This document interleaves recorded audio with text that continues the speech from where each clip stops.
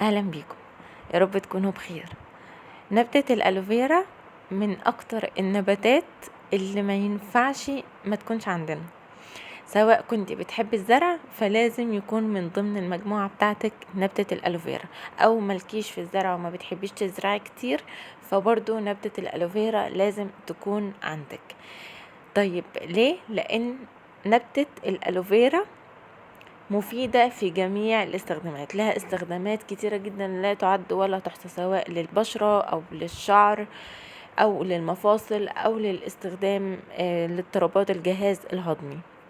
هي مفيدة فعلا فعلا في كل الاستخدامات، وانا عن نفسي استخدمتها للبشرة وللشعر وكمان للجهاز الهضمي، ولاحظت تحسن ملحوظ ما كنتش متوقعاه اصلا بعد ما شربت جل الالوفيرا. فانصحكم جدا جدا جدا ان انتوا تزرعوا نبتة الالوفيرا عندكم وتبحثوا كتير عن استخداماتها وتعرفوا ازاي بنستخدمها وتستفادوا من الفايدة اللي فيها. ومن اكتر الحاجات اللي تشجعنا كمان ان احنا نزرع نبتة الالوفيرا ان هي من اسهل النباتات.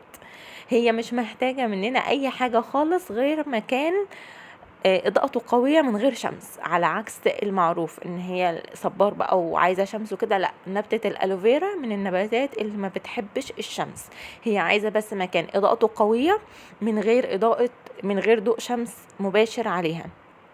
والسقي عند الجفاف التربة بالكامل تماما تماما، يعني ننساها كده في السقي لحد ما التربة بتاعتها تجف كلها بالكامل.